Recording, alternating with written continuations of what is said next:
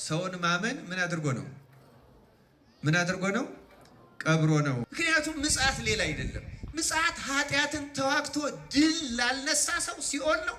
ድል ለነሳ ሰው ደግሞ ገነት ነው። ሌላ አብይ ጾም እንደ ገብረ ጉንዳን መንፈሳዊ ነገር የምንሰበስብበትና ጠላታችንን አልሸነፍ ያለንን ኃጢአት ነቅለን የምንጥልበት ወቅት መሆን አለበት። ክርስቲያኖች የስንፍና መንፈስ ነው። በጣም ክፉ መንፈስ ነው። ሰዎችን ለጸሎት እንዳይነሱ የሚያሰንፍ፣ ለቅዳሴ ገስግሰው እንዳይመጡ የሚያሰንፍ፣ ለጸሎት ለማንኛውም ለምጽዋት፣ ለበጎ ስራ፣ ለይቅርታ ምክንያት እየፈጠረ የሚያልፈሰፍስ በጣም አደገኛው በመንፈሳዊ ሕይወት ውስጥ ዛሬ ማድረግ የምንችለው ነገ እንደማለት አደገኛ ይህን የሚያሰኘው መንፈስ ነው የስንፍና መንፈስ የሚባለው። በስመ አብ ወወልድ ወመንፈስ ቅዱስ አሐዱ አምላክ ሲያብረና ማተ። በስመ አብ ወወልድ ወመንፈስ ቅዱስ አሐዱ አምላክ። በስመ አብ ወወልድ ወመንፈስ ቅዱስ አሐዱ። መላከ ብርሃናት ናሁሰናይ ነጋ የደብሩ አስተዳዳሪ፣ በዚህ ያላችሁ እይንተ እግዚአብሔር ካህናት፣ ላይካነ ምስጢር ዲያቆናት፣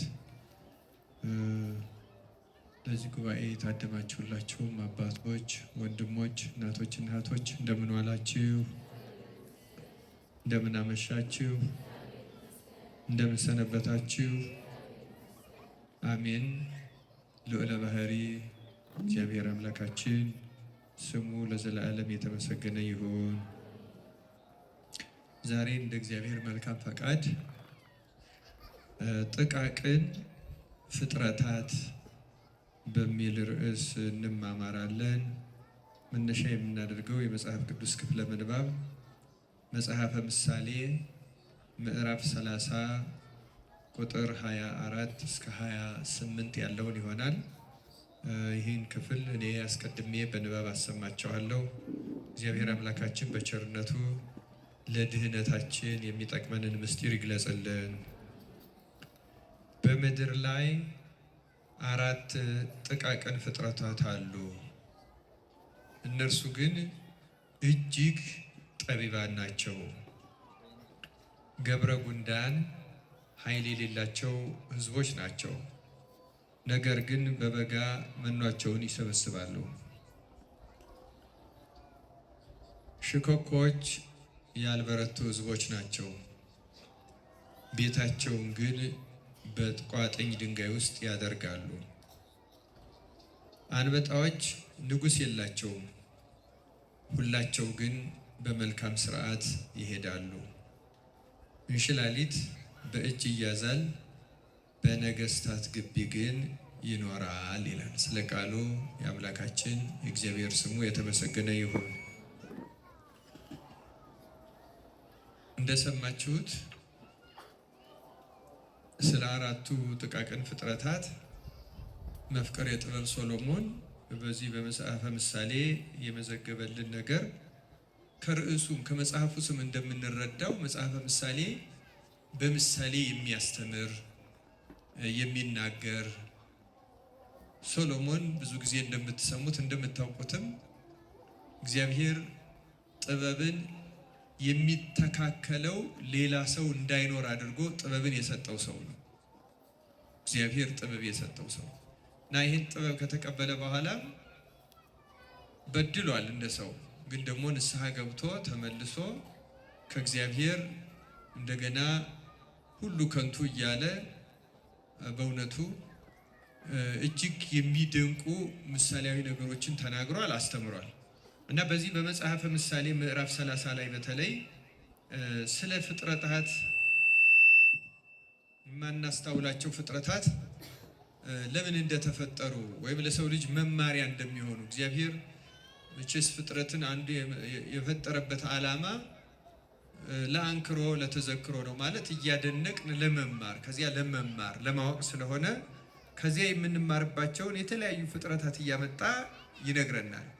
ከነዚያ ውስጥ ዛሬ እነዚህን 4ቱን እንማማርባቸዋለን።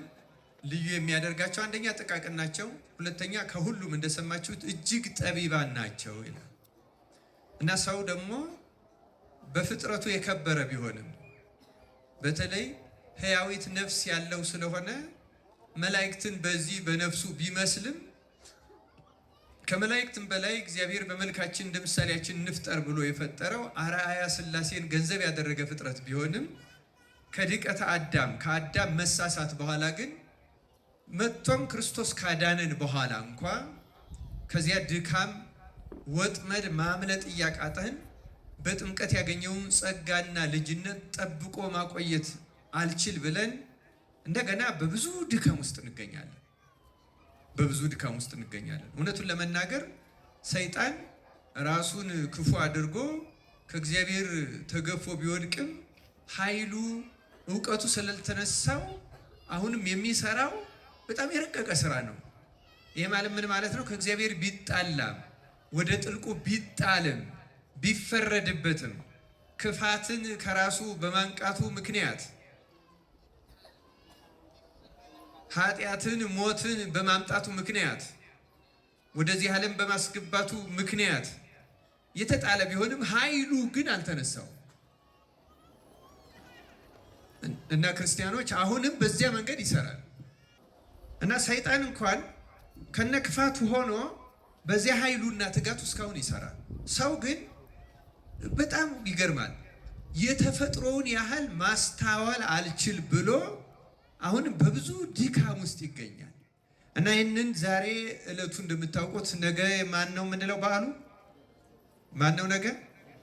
አዎ በደብረ ዘይት ተራራ ላይ ጌታችን ስለ ዳግም ምጽአቱ ያስተማረው ትምህርት ወይም ደግሞ ዳግመኛ የሚመጣ መሆኑን የምናስብበት ዕለት ነው። አሁን 12 ሰዓት አልፏል። ያለፈው የመጻጉዕ ሳምንት አልቆ የደብረ ዘይት በአቆጣጠሩ ተጀምሯል እና በዚህ አገላለጹ እነዚህን አራቱን ፍጥረታትም እንደ ምሳሌ ሶሎሞን የተናገረባቸውን ዛሬ ለትምህርት ያመጣናቸው ከዚህ ጋር በተገናኘ ነው። እነዚህ አራቱ ፍጥረታት በጣም የሚገርሙ ናቸው እና የመጀመሪያው ገብረ ጉንዳን ነው ይላል። ገብረ ጉንዳን ሲነበብ እንደሰማችሁት በምድር ላይ አራት ጥቃቅን ፍጥረታት ካላቸው ውስጥ የመጀመሪያ አድርጎ ነው ያመጣው እና ገብረ ጉንዳንን ሲያብራራ ኃይል የሌላቸው ህዝቦች ናቸው ይላል። በሌላ ቋንቋ ስለ ሰዎች እንደሆነ ራሱ ምሳሌው በግልጽ ይናገራል። ህዝቦች ናቸው አብዝቶ ተናግሯል። ሰዎችን የሚመለከት ነው። ግን ደግሞ እንደዚህ አይነት ሰዎች ደግሞ ጠቢባን እንደ ገብረ ጉንዳን ይሆናሉ። ነገር ግን በበጋ መኗቸውን ያዘጋጃሉ ይላል። እንግዲህ ነገ በደብረ ዘይት ከነጅገ ጀምሮ ሳምንቱን በሙሉ የምንማረው ይህን በተመለከተ ነው እና ጌታም ተዘጋጅታችሁ ጠብቁ ነው ያለው። ገብረ ጉንዳን ለዚህ ትልቅ ምሳሌ ናት። በጣም አስገራሚ ፍጥረት ናት። ገብረ ጉንዳንን እናውቃታለን። እሷን የማያውቅ በየአካባቢው የሌለበት የለም። በጣም ትንሽ ነገር ናት። በክረምት ብትወጣ አንዲት ትንሽ ጠብታ ልትወስዳት ትችላለች። ያን ያክል አቅም የላትም። ለዚህ ነው ኃይል የሌላቸው ወይም ደካማ ህዝቦች ናቸው የሚላቸው ጠቢቡ ሰለሞን። ለዚያ ነው ኃይል የላትም።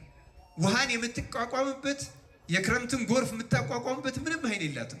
ግን ደግሞ ጥበቧን ተጠቅማ ክረምቱን ታሸንፈዋለች። እንደምታውቁት በነገው ዕለት ከሚሰበከው ስብከት አንዱ ሽሽታችሁ መቼ እንዳይሆን ተጠንቀቁ ነው የተባለው። እስቲ ተናገሩ። መቼና መቼ? በክረምትና በሰንበት እንዳይሆን ምን አድርጉ? ተጠንቀቁ። ስለዚህ ክረምት ላይ የምንሰራበት አይደለም። ክረምት የተባለው የክርስቶስ ምጽአት ነው። ከምጽአት በኋላ ወይም ደግሞ የእያንዳንዱ ሰው ዕለተ ሞቱ ነው ምጽአቱ። ምክንያቱም ከሞቱ በኋላ በምጽአት የሚያገኘውን ፍርድ የሚያገኝበት ስለሆነ የእያንዳንዱ ሰው ሞቱ በዕለተ ምጽአት የሚጠብቀውን ፍርድ የሚጀምርበት ነው። እርግጥ እውነት ለመናገር በትምህርት እንዲያንላለን እንጂ አንድ ሰው ሲኦልንም የሚቀምሰው ገነትንም የሚቀምሰው በምድር ላይ በሕይወት እያለ ነው። ክርስቲያኖች ይህም በሕይወታችን ማረጋገጥ እንችላለን። አንድ ሰው በቀንም በሌሊትም እየባዘነ አይምሮ ረፍት አጥቶ ህሊናው ከሐሳብ ወደ ሐሳብ እየተሸጋገረ ሌሊትም እየቃዠ እየተወራጨ የተለያየ ነገር እየመጣበት እያስፈራው እየሮጠ ወይም የተለያየ ነገር እንደዚህ ሰላም አጥቶ የሚኖር ከሆነ ይህን ከመጽሐፍት ያገኘነው ነው፣ ከሊቃውንት ከአባቶቻችን የሰማነው ነው። በእርግጠኝነት አንድ ሰው የክርስቶስ ሰላም በልብ ውስጥ ስለሌለ ኑሮ በምድር ላይ የሲኦል የመሆኑ ምስክር ነው። ክርስቲያኖች በምድር ላይ ሲኦል የሚባለው ረሃብ አይደለም፣ እስራትም አይደለም፣ በሽታም አይደለም፣ ሌላ ችግርም አይደለም። በራስ ውስጥ ያለ ሰላም ማጣት ያ ሲኦል ይባላል። ክርስቲያኖች ምልክትም ነው። አንድ ሰው በክርስቶስ ሕግ ላለመመራቱ፣ በነፍስና በስጋው እርቅ ላለመፈጸሙ፣ የእግዚአብሔር መንፈስ በነፍሱ ላለማደሩ የራሱ ሰውነትና ሕሊናው ምስክር ነው።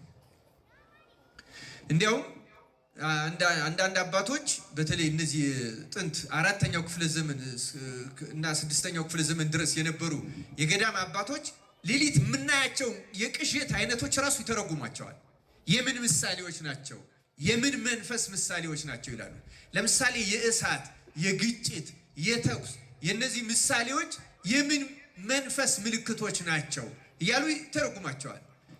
እያንዳንዳቸው ማለት ነው ከመንፈሱ ጭምር ማለት ነው ከመንፈሱ ጭምር እና አንድ ሰው ሲኦልንም ገነትንም በምድር ላይ ነው የሚቀምሳት። ተረጋግተን የምንኖር ከሆነ የእግዚአብሔርን ቃል በአግባቡ የምንሰማ፣ ለሕሊናችን ሰላም ያለው፣ ለመልካሙም ለክፉም የምንቀበለውን ነገር እግዚአብሔርን በማመስገን የምንቀበል የእግዚአብሔርን ሕግ የሚፈጽም ሰው ካለ መኝታው ራሱ ሰላማዊ ነው። ይህ ጥርጥር የሌለው ነው። ሰላማዊ መኝታ ነው የሚተራው። ያ ሰው አሁንም በምድር ላይ ገነትን ቀምሷታል። ለዚያ ነው በነገራችን ላይ አባታችን ሆይ ስንል በሰማያት የምትኖር ብለን ምንድን ስምህ ይቀደስ ካል በኋላ ምንድን ነው ምንለው? ምን እንላለን? መንግስትህ ትምጣ። መንግስትህ ማለት እኮ በእኛ ውስጥ አድራ ትኑር ነው። መንግስተ ሰማያት በመካከላችሁ ናት ብሏል። መንግስተ ሰማያት ያለው ራሱ ክርስቶስን ብቻ አይደለም። ክርስቲያኖች ክርስቶስ መጥቶ ለሰው ልጆች የሰጠውን ነፃነት ነው። ሰዎች ከዲያብሎስ ነፃ ከወጡ በተለይ ከመሰረታዊያን የኃጢአት እስራቶች ከተፈቱ፣ እነዚህ ምን ናቸው? ስስት፣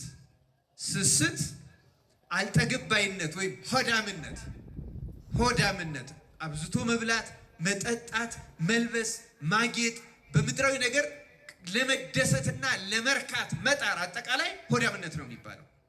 አንድ ጊዜ ስለሚበላው ምግብ ብቻ ማለት አይደለም፣ ምድራዊ ነገር ስለመጠቀም። ስለዚያ ያለን ስስትና አመለካከት፣ ሰዎች ስላላቸው ንብረት አይተን የምንቀናው መቅናት፣ ጉጉት፣ እዚህ ጋር የምንለው እነዚህ በሙሉ የሆዳምነት መገለጫዎች ናቸው። ስስት፣ ሆዳምነት ተለይተው ነው የሚነገሩ፣ ተቀራራቢዎች ናቸው። የገንዘብ ፍቅረ ነዋይ፣ ትዕቢት፣ ቁጣ፣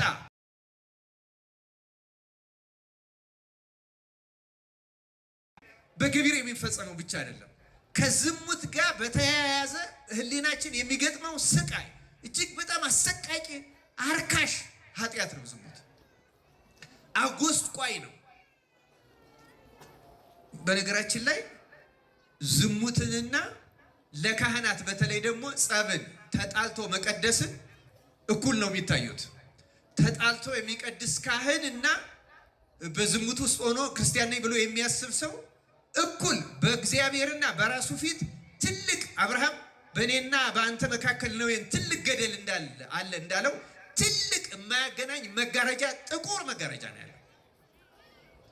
ቁጣ እና ከዚህ ጋር እንደው የመጨረሻው ከባዱ የሚባለው ተስፋ መቁረጥ። በእነዚህ ኃጢአቶች ውስጥ ያለ ሰው በእርግጠኝነት በሲኦል ውስጥ ነው የሚኖረው። በእርግጠኝነት ምን አይደለም ምለው መጻሕፍት ናቸው የሚሉት። ሲኦልን እዚህ ውስጥ ነው የምንኖራ ክርስቲያኖች። የሆነ ቀን ትመጣለች፣ እናውቃታለን።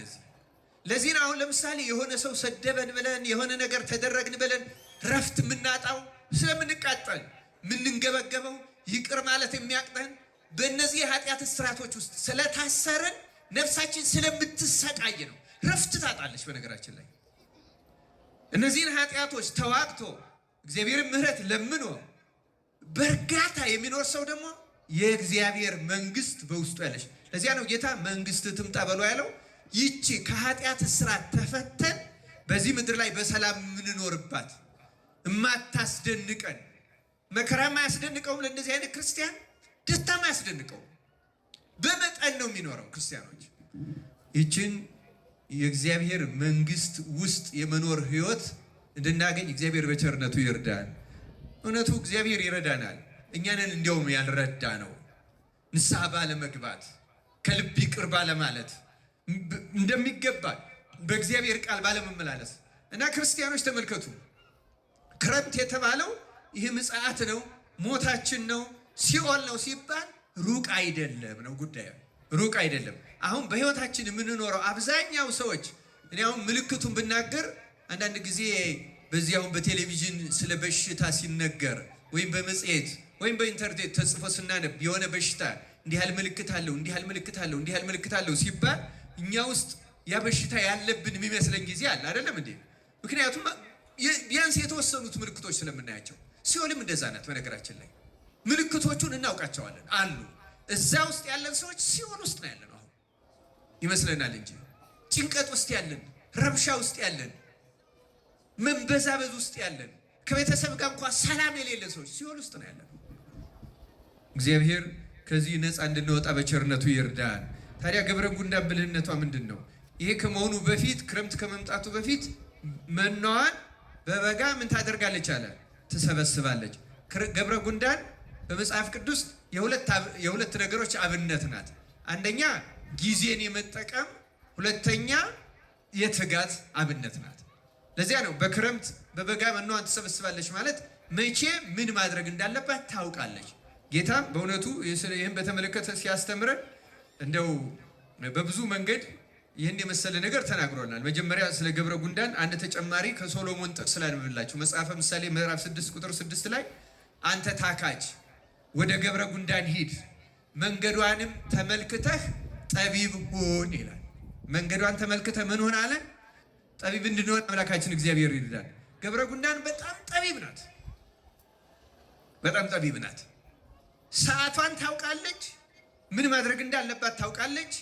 አንድን ከባድ ነገር እንኳን እንዴት መሸከም እንዳለባት ገብረ ጉንዳን ታውቃለች።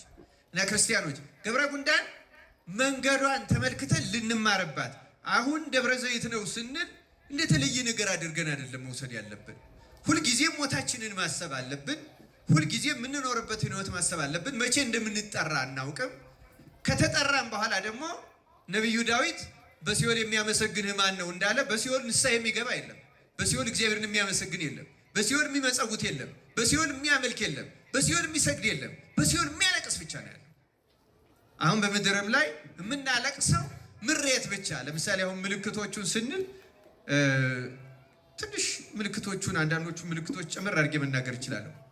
ለምሳሌ ትችት ብቻ የሚቀናው ሰው፣ ትችት ብቻ ስለ ማንኛውም ነገር የምንተች ሰዎች፣ ትችት ከቀናን በውስጥ ትችት ትዕቢት የሚባል ትልቁ ኃጢአት እኛ ውስጥ የመኖሩ ምልክት ነው። በነገራችን ላይ ትችት ካለ ትዕቢት በፍጹም አይፈጠርም።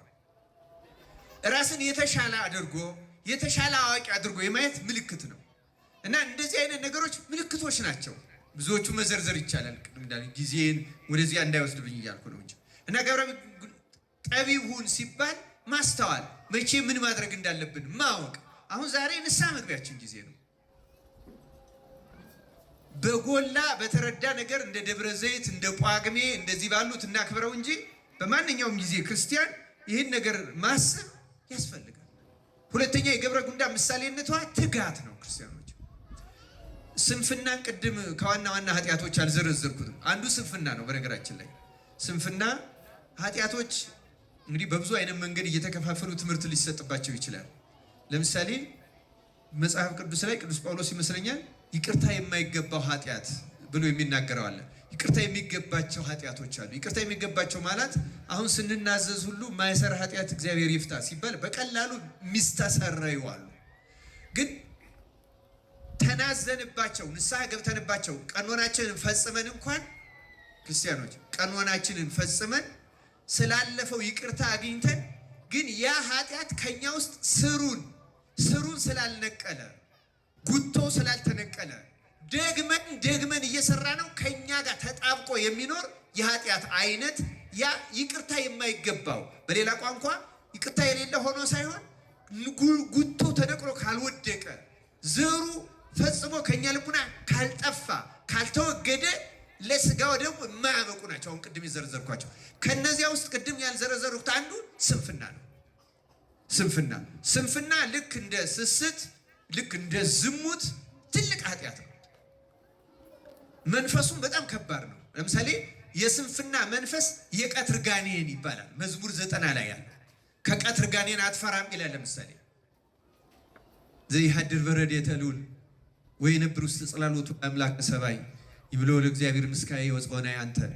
በእግዚአብሔር ጥላ የሚያድር እግዚአብሔርን በማመስገን በሕጉ የሚኖር ሰው እግዚአብሔር መታመኛዬ የሚለው እንዲህ ያለው ሰው ከክፎች መናፍስት የተጠበቀ መዝሙር 90 በዝርዝር ነው የሚያስረዳ። በአማርኛው መዝሙር 90 ከነዚያ ውስጥ አንዱ ከቀትር ጋኔን አትፈራም ይላል። ከምን አትፈራም? የቀትር ጋኔን የሚባለው የስንፍና መንፈስ ነው። በጣም ክፉ መንፈስ ነው። ሰዎችን ለጸሎት እንዳይነሱ የሚያሰንፍ፣ ለቅዳሴ ገስግሰው እንዳይመጡ የሚያሰንፍ፣ ለጸሎት ለማንኛውም ለምጽዋት፣ ለበጎ ስራ፣ ለይቅርታ ምክንያት እየፈጠረ የሚያልፈሰፍስ በጣም አደገኛ። አሁን ዛሬ የምንሰራው ነገር ነገ ነው የሚያሰኝ። በነገራችን ላይ በቃ ነገ አደርገዋለሁ፣ በቃ የሚቀጥለው ሳምንት፣ በቃ የዛሬ ወር፣ በጣም የሚያዘናጋ በጣም ክፉ መንፈስ ነው። ይሄ መንፈስ የቀትር ጋኔን የተባለ የስንፍና መንፈስ እሱ ነው ይላሉ እነ ወግሪስ የተባለ ገዳማዊ አባት። ክርስቲያኖች ከዚህ መንፈስ እግዚአብሔር አምላካችን በቸርነቱ ይጠብቀን። ገብረ ጉንዳን የዚህ ተቃራኒ ናት። ገብረ ጉንዳን ትጋት ነው ያላት። ጌታ ወደ ፈተና እንዳትገቡ ትጉና ጸልዩ። ወደ ፈተና እንዳትገቡ ምን አድርጉ አለ? ትጉ። ትጋት በጣም አስፈላጊ ነው ክርስቲያኖች።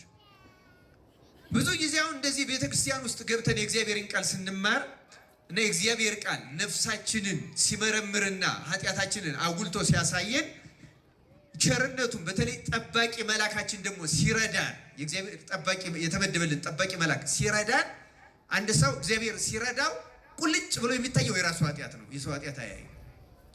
ሰይጣን የቀረበው ሰው ደግሞ የሰው ኃጢአት ነው የሚታየው። እየተማረ እንኳን ይሄ ለነገሌ ነው ያ ለነገሊት ነው እያለ ነው የሚኖረው። በነገራችን ላይ መልአኩ የጠባቂ መልአኩ የቀረበው እግዚአብሔር መንፈስ ቅዱስ የረዳው ሰው የራሱ ኃጢአት ነው የሚታየው። ግን ደግሞ ሰይጣን ምን ያደርጋል መሰላችሁ? ከዚህ በኋላ እንዲህ አደርጋለሁ እንላለን፣ መልካሙን ነገር፣ መጥፎውን ደግሞ እንዲህ አናደርግም የሚል ስሜት ያድርብናል። የመወሰን መንፈስ በውስጣችን ይፈጠራል። ግን እንደወጣን የሚያዘናጋን የስንፍና መንፈስ ነው። በቃ አደርገዋለሁ ግን በዚህ ቀን ነው የሚለው ነገ በጣም አደገኛው በመንፈሳዊ ሕይወት ውስጥ ዛሬ ማድረግ የምንችለው ነገ እንደማለት አደገኛ። ይህን የሚያሰኘው መንፈስ ነው የስንፍና መንፈስ የሚባለው። የቀትር ጋኔን የሚባለው ይሄ ጋኔን ነው። እግዚአብሔር ከዚህ ነፃ ያውጣን። ክርስቲያኖች መቼስ አወቅነውም አላወቅነውም በብዙ ኃጢአቶች የታሰርን ነን። አሁን ይሄ የተቀመጣችሁበት መሬት ዛሬ በጋ ስለሆነ ሳር ምናምን የለውም። ዝናብ ጠብ ሲል ምንድን ነው የሚያደርገው? ያበቅላል አያበቅልም? ሰውነታችን ማለት እንደዚያ ነው። በነገራችን ላይ አሁን ቃል እግዚአብሔር ስንሰማ ንስሐ ስንገባ ቀኖና ሲሰጠን ኃጢአቱ እንደዚህ የደረቀ ነው የሚመስለን። ግን ከስር አለ ዘሩ አለ ስላለ ነው የሚበቅለው። ክርስቲያኖች ጨርሶ ስላልሞተ ማለት ነው። ይሄ ነው ጨርሶ የማይሞት ኃጢአት። በግዕዝ አነጋገር ጾር ይባላል። እስቲ ጾር በሉ። ጾር ማለት የማይለቅ ቶሎ የማይለቅ ተጣብቆ የያዘ ማለት ነው። ጾር አለብኝ ይላሉ አሁን አባቶች። ጾር አለብኝ ማለት እየተዋጉት ያለቀቃቸውን ነገር የሚያውቁት ማለት ነው። ይሄ ጾር ይባላል። የማይለቅ ንስሐ ገብተንበት ቀኖናችንን ፈጽመን ላለፈው ስርየት አግኝተናል። ጥርጥር እንዳይገባችሁ። ግን ደግሞ ዘሩ ቅድም እንዳልኳችሁ መሬት ሰውነታችን ውስጥ ስላለ ምቹ ሁኔታ ሲፈጠር ብቅ ይላል። እንደገና ዝሙትን እንዋጋዋለን። ግን ደግሞ ወዲያው ምቹ ሁኔታ ሲያገኝ ብቅ ነው የሚለው ሰውነታችን። ይገርማችኋል።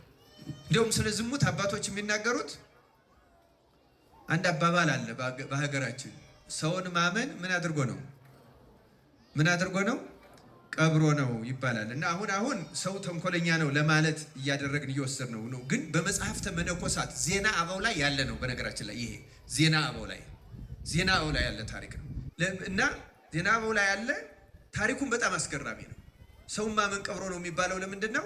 አንድ ጊዜ አንድ አረጋዊ አባት ገዳም የኖረ በንጽህና በድንግልና የኖረና ሰይጣንን ተዋግቶ ድል የነሳ አባት በእርጅናው ዘመን በጣም ጽኑ ደዌ በሽታ ያዘው።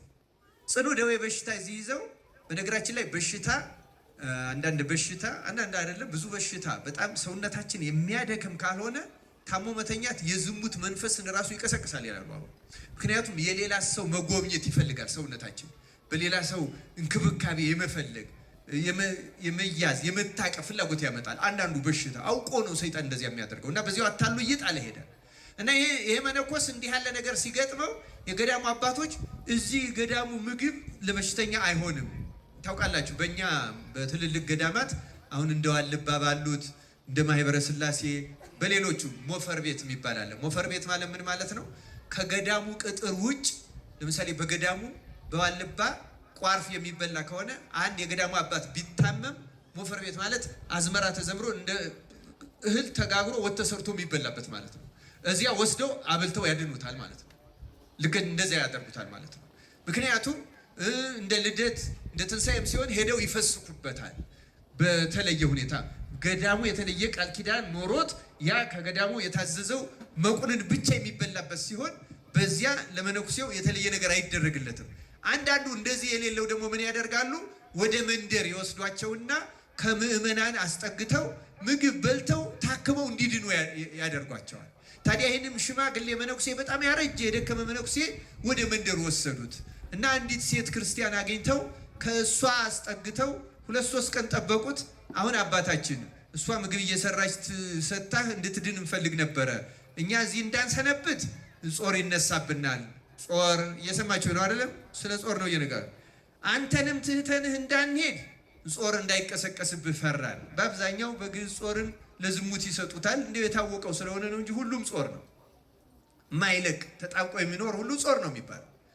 እና ምን እናድርግ ሲሉት እሱ ምን አለ? እንዴን የማየው ሙቼ ለሞት ቀርቤ በእድሜም አርጅቼ በበሽታውም ተዝይዤ ከዚህ በኋላ ምን ይሆናል ብላችሁ ነው? እናንተ ወደ ገዳማችሁ ሂዱ፣ ሲሻለኝ ይመለሳለሁ አላቸውና አሰናበታቸው። በኋላ ይቺ ሴትዮ ተንከባከባችሁ፣ ለነፍሷ ብላ ረዳችሁ። ሰይጣንም እየለቀቀው ሄደ፣ ዳነ። ጾር ተነሳበት። ያረጀ ሽማግሌ ጣለው። ደግሞ ሴትዮቱ አረገዘች። አዘነ። እውነተኛ ተነሳሂ ስለሆነ በድቀቱም አዘነ፣ በመረገዙም አዘነ።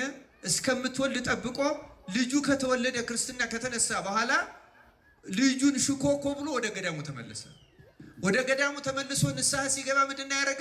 የወለደውን ልጅ ተሸክሞ ይኸው ያ ሙቷል ያልኳችሁ ያ የሞተው ሰው ድኖ እዩት ተመልከቱት እያለ ልጁን ራሱ አድርጎ በገዳሙ አባቶች እየዞረ ንስሐ ገባ።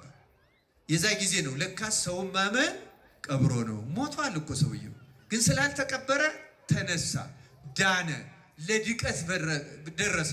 ሰው ካልሞተ በቀር ከዝሙት ጾር ነፃ አይሆንም። በእውነት ለመናገር እግዚአብሔር መንፈስ ቅዱስ ረድቶት ካላጠፋለት በቀር ለብዙዎቹ ቅዱሳን አጥፍቶላቸዋል።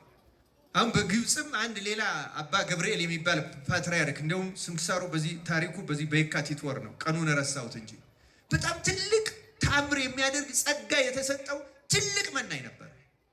በኋላ መንፈስ ቅዱስ መረጠውና ፓትርያርክ ሆነ። ፓትርያርክ ሆኖ በጣም የሚገርመው ነገር በግብፅ ስርዓታቸው ከገዳማቸው ነው የሚኖሩ። የአስተዳደር ስራ ካለባቸው ሄደው ሰርተው ወደ ገዳማቸው ይመለሳሉ እንጂ ከተማ አይሰነብቱም። ምክንያቱም ፈተናው ይፈሩታል። የገዳማቸውም ስርዓት እንደዚያ ነው። ሌላው ቀርቶ ጳጳሳቱ የግብፅ ልብስ የሚያለብሳቸው ገዳማቸው ነው እንጂ በግል ገንዘብ ገዝቶ መልበስ የሚባልም የለም። በዚያ አይደረግም። ምክንያቱም አንድ ጊዜ እነሱ ራሳቸው ለቤተ ክርስቲያን ሰጥተዋል። ታዲያ ይህ አባት ፓትርያርክ ከሆነ ወደ ከተማ ለስራ ሲመላለስ የዝሙት ጾር አስቸገረው እና በጣም ተጋዳይ ስለሆነ ይጾማል፣ ይጸልያል፣ ይሰግዳል፣ ቸርነት ያደርጋል፣ ተግቶ ይሰራል። ቢያደርገው ግን አልጠፋለት ሲል ለአንድ ገዳማዊ ትልቅ አባት ሄዶ ተናዘዘለት። እንደኔ እናንተም ብላችሁ መንፈስ ቅዱስም ብሎ ተወስጄ በዚያ ኃላፊነት ተሾሙ፣ ግን ወደ ከተማ መውጣት መግባት ከጀመርኩ በኋላ የጾር አልጠፋልኝ አለ። ምን ላድርግ አባቴ? ይህን አደረግኩ አልጠፋልኝ አለ። ፓትርያርኩ እንደዚህ ብሎ ንስሐ ገባ። ያ ገዳማዊ አባት መከረው። እንዲህ ያለውን ጾር እግዚአብሔር ነቅሎ የሚጥልልህ በትህትና ስራ ነውና የትህትና ስራ አለ። ፓትርያርክ ነው። ምን እንዳደረገ ታውቃላችሁ? በዚያ በገዳም ነው የሚኖረው። በገዳሙ ያሉትን የአበውን የሽማግሌዎቹን እንዳሁኑ እንደምታውቁት ዘመናዊ ሽንት ቤት የለም፣ እንደዚህ ገዳማውያኑ ከበዓት አይወጡም። ሽንታቸውን የሚቀበሉበት ዕቃ አላቸው። ከዚያ ለረዳቸው ከውጭ ያስቀምጡታል። ሌላም ብዙ ቆሻሻዎች አሉ በገዳም። እነዚያን በሌሊት እየተነሳ እየጠረገ ሩቅ ቦታ እየወሰደ እየደፋ የሚያፈሰውን እያፈሰሰ 2 ዓመት ፓትርያርክ ሆኖ በድብቅ ማንም ሰው ሳያውቅ ሰው ሳያየው የገዳሙን ቆሻሻ እየጠረገ እየወሰደ። ምክንያቱም ቀን ጠርገዋለሁ ቢል ፓትርያርክ ስለሆነ የሚያስጠርገው የለም። ሁሉም ተረባርቦ ይቀመዋል። ግን የትህትና ስራ እግዚአብሔር ስለሚሆን ተደብቆ 2 ዓመት ይሄን አደረገ። ከ2 ዓመት በኋላ ጌታ ትህትናውን አይቶ የዝሙትን ጾር አጠፋለት፣ እንደ እግዚአብሔር መልአክም ሆነ ይላል። እግዚአብሔር እንደዚህ አድርጎ ነፃ የሚያወጣቸው ብዙ ቅዱሳን አሉ። ነፃ ያወጣቸው እግዚአብሔር እንደዚህ ነፃ ካላወጣ በቀር በእውነቱ ጾር ቶሎ አይጠፋም። እግዚአብሔር በቸርነቱ ነቅሎ ይጣልልን። ክርስቲያኖች ምንድነው የምናደርገው ልትሉ ትችላላችሁ። አሁን ከዚሁ ከግብረ ጉንዳን ሳልወጣ የትጋት ምሳሌ ስለሆነ፣ ምክንያቱም ምጽአት ሌላ አይደለም። ምጽአት ኃጢአትን ተዋግቶ ድል ላልነሳ ሰው ሲኦል ነው። ድል ለነሳ ሰው ደግሞ ገነት ነው። ሌላ ምንታው የለም። እንዴት ነው ድል የምንነሳው? አሁን ይኸው በበጋ መኖዋን ታከማቻለች ነው የሚለው ገብረ። ምን አይነት መኖ ነው አሁን እኛ መሰብሰብ ያለብን? በተለይ እንደ አብይ ጾም ባለው በዚህ ወቅት፣ በጾሙ ወቅት ቅዱሳን በገዳማት ያሉ ትጉሃን ዝጉሃን እንደ መላእክት፣ አንዳንዶቹ ብዙዎቹ አሁን ራሱ በዚህ ዘመን በኢትዮጵያ ውስጥ በሳምንት 1 ቀንና 2 ቀን ወይ 2 ቀን ለምሳሌ ሐሙስ ቀን ይቀምሳሉ። ከዚያ ሰንበትን ስለማይሽሩ በሰንበትም ይቀምሳሉ። ይህ ብቻ እየቀመሱ የሚጾሙ ትጉሃን አሉ። አሁን በኢትዮጵያ ውስጥ አሉ። በዚህ ጊዜ በዚህ ዘመን ቅዱሳን የሌሉበት ዘመንና የማይኖሩበት ዘመን የለም። ክርስቲያኖች እንደዚህ ባለ ጊዜ እኛ ደግሞ ትንሽ ብንተጋ እግዚአብሔርን በእነሱ ጸሎትና ድካምን ብንማጸነው ይልቁንም ድል ነሾች በሆኑ በባህሪያችን መመኪያ በንጽሕት ቅድስት ድንግል ማርያም በቅዱሳን መላእክት ደማቸውን በማፍሰሳቸው ምክንያት ልመናቸው በማይከለከለው በሰማዕታት ብንማልደው አሁን ስንቃችንን እንሰበስባለን፣ ምሕረት እናገኛለን። ብዙ በሽታ ድል ይነሳል። ክርስቲያኖች አብይ ጾም እንደ ገብረ ጉንዳን መንፈሳዊ ነገር የምንሰበስብበትና ጠላታችንን አልሸነፍ ያለንን ኃጢአት ነቅለን የምንጥልበት ወቅት መሆን አለበት። ክርስቲያኖች የቀደሙ ምሳሌ ሊጨርሰው። ለምሳሌ ይሄ የሚለመልመውን አንድ ሰው ጾራችንን እንዴት ነው የምንነቅል ካለ አንድ አባት ምን ይላል? እንደ አንድ አትክልተኛ ራስህን ቁጠር ይላል። አትክልተኛ ምን ያደርጋል ይላል። አትክልተኛ አትክልት የሚተክልበት ቦታ ላይ ያሉትን እሾሆች፣ ኩርንችቶች፣ ቁጥቋጦዎች አስቀድሞ ምን ያደርጋል? ይነቅላቸዋል። አይደለም እንዴ? መንቀል ብቻ አይደለም፣ መንጥሮ ለምሳሌ ቆጥቁጦ ከተዋቸው እንደገና ያበቅላሉ። አሁን ያልኳቸው ያ ነው። ንስሐ የገባንበትን ኃጢአት ከነጉቶ ካልነቀልነው እንዲያውም 2-3 ቅርንጫፍ ነው ይወጣል። እንደ አንዳንዱ ዛፍ፣ እንደ ባህር ዛፍ፣ እንደዚህ እንደ ሌሎቹ ማለት እንደዛ ያደርጋል። ስለዚህ አንድ ክርስቲያን እንደሚያደርገው ስላለፈ ኃጢአት ተገላግያለሁ ብሎ ብቻ መዘናጋት የለበትም። ያ ኃጢአት ከሰውነቱ ተነቅሎ እንዲወጣ ጉቶ እንዲነቀል ፈጽሞ ያን ነቅሎ መሬት የተባለች ሰውነቱ ማለስለስ አለበት። ምክንያቱም ከዚያ በኋላ የሚመጣ ነገር አለ። ስለዚህ አንዱና እኛ ክርስቲያኖች የምንረሳው ነገር ከንስሐችን በኋላ ያን ከዚህ በፊት የጣለንንና እየደጋገመ የሚጠለንን ጾር ጉቶውን ነቅሎ ከሰውነታችን ከነሰንኮፉ ነቅሎ መጣል የሚጥልልን ክርስቶስ ነው። ግን እኛ ያን ለማድረግ መትጋት አለብን። የገብረ ጉንዳን ትጋት ይመጀመር እና አትክልተኛ ሰው ነው የሚያደርገው። ያንን ነቅሎ ከጣለ በኋላ ምን ያደርጋል? አሁን አዲሱን ተክል ብርቱካን ይሁን ማንጎ ቢሆን ይተክለዋል። ተክሎ ደግሞ ዝም አይለው። ምን ያደርገዋል? እንደገና ይንከባከበዋል። ለሱ የሚሆነውን ማዳበሪያውን ውሃውንም ያደርገታል። 4 ነገር ነው የሚያደርገው። መጀመሪያ ያንን ኃጢአቱን ቆርጦ ይጥላል፣ ቁጥቋጦውን፣ ከዚያ ጉቶውን ነቅሎ ይጥላል፣ ከዚያ መልካሙን ተክል ይተክላል፣ ከዚያ በኋላ ይንከባከበዋል። ክርስቲያንም ምንድነው የሚያደርገው? ንስሐ ይገባል ማለት ስለቀደመው ኃጢአቱ ስርየት ያገኛል። ቆረጠው ያንን ኃጢአት ማለት ነው። ግን ጉቶ ይቀራል። ያን ጉቶ ነው ነቅሎ መጣል ለብዙዎቻችን ያቃተን ያ ነው። እንደገና እየመላለሰ የሚጥለን በዚህ መሰረታዊ ምክንያት ነው። ክርስቲያኑ እንዴት ነው ይህን የምናደርገው? እንዴት ነው ይህን የገብረ ጉንዳን ትጋት ጌታ ትጉና ጸልዩ ወደ ፈተና እንዳትገባ እንዴት ነው ይህን የምናደርገው? ክርስቲያኖች አባቶች የሚመክሩት አሉ። ብዙዎቻችን ብዙ ኃጢአቶች ወይም የኃጢአት መናፍስት ኃጢአት የሚያሰሩን ተጣብቀውን የሚኖሩ እንደዚህ አይነት ሊኖሩ ይችላሉ። ግን ብዙ አባቶች የሚሉት ምንድነው? በአንድ ሰው ላይ አንደኛው ኃጢአት አውራ ይሆናል ይላሉ። አንደኛው ኃጢአት ለምሳሌ በአንድ ሰው ላይ ዝሙት አውራ ኃጢአት ይሆንና ግን ስስትም፣ ቅናትም፣ ምቀኝነትም፣ ትዕቢትም፣ ስድብም፣ ልፍለፋም፣ ከንቱነትም ሊጨመርበት ይችላል አንድ ሰው። አሁንም ያልዘረዘርኳቸው። በአንደኛው ላይ ደግሞ ትዕቢት አውራ ይሆንና ውሸት፣ ቅናት፣ ቁጣ፣ ሌሎቹ ይኖርበታል። በአንደኛው ላይ ደግሞ ሐሰት አውራ ሊሆን ይችላል። ስለዚህ አባቶች የሚሉት ምንድነው? እንደነዚህ ያሉ ኃጢአቶች እንዳሉብን፣ የኃጢአት መናፍስት እንዳሉብን ስንረዳ ክርስቲያኖች ማድረግ ያለባቸው ምንድነው? በእነሱ ሰውነት ላይ አውራ የሆነውን የሰለጠነውን ነው መርጠው መጀመሪያ መዋጋት ያለባቸው እሱን ነው ይላሉ። ይህን እንድንዋጋ አምላካችን እግዚአብሔር ይርዳል። እንዴት ነው የምንዋጋው ነው ጥያቄው። ምሳሌዎች፣ ብዙ ምሳሌዎች ተመስለዋል። 10 በትር ወይም 10 እንጨት ሰተን አንድ ሰው ስበር ብንለው 10ን አንዴ ነው መስበር የሚችለው ወይስ አንዳንድ እያደረገ ነው መስበር የሚችለው? አንዳንድ እያደረገ ነው አይደለም? ለዚያ ነው አንዳንድ እያደረግን ኃጢአታችን ድል እንነሳለን። ግን በቀላሉ ድል ለመንሳት አለቃ ሲመታ ሰራዊት እንደሚበተነው በሰውነታችን ከሰለጠነው ዋናውን ከተዋጋነውና እሱን ድል ከነሳን ሌሎቹ ከሱ ጋር አብረው እየከሰሙ ይሄዳሉ ይላሉ። እንዋጋቸዋለን። ግን መሰረታዊ ይዋል ግን ያን ስናደርግ ደግሞ ከዚያ ጋር የሚሄዱ መሰረታዊ ነገሮች አሉ።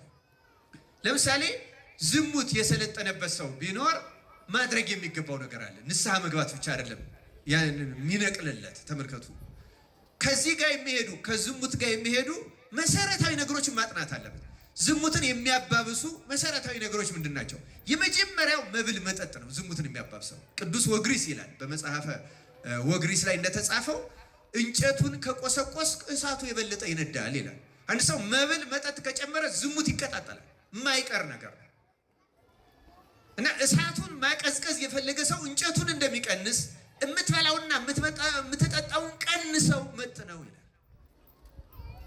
ከትዳር ውጭ ላይ ሄድ ይችላል አንዳንድ ሰው፣ ግን በትዳር ውስጥም ሆኖ ለሰንበት ለጾምም ረፍት ላይ ሰጠው ይችላል ሰውነቱ።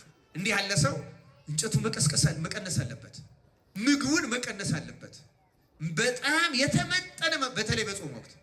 ከዚያ መኝታ ይለያል። ይህን ያደርጋል። ከዚህ ቀጥሎ ደግሞ የሚያደርጋቸዋሉ ወደዚህ ህሊናን። በነገራችን ላይ እንደነዝሙት እንደነዚህ ያሉ ኃጢአቶች እንደ ፎቶ ድሮ ፊልም የሚባል ነበር ታውቃላችሁ አይደል? የሚታጠብ ደርሳችሁበታል። እንደዚያ በእኛ ውስጥ ፕሪንት አላቸው፣ የማይለቅ ቶሎ የማይወጣ ማለት ነው። በዝሙት የወደቀ ሰው ትዝታ አለው በዝሙት ከወደቀበት ሰው ጋር እና የሆነ ቀን ይቀሰቅስበታል አውቆ ሰይጣን። ትንሽ ድክመት ሲያገኝ የኃጢአት ጣዕሟ ከፍ ያለ ስለሆነ ያን ጣዕም እያስታወሰ ይቀሰቅስበታል።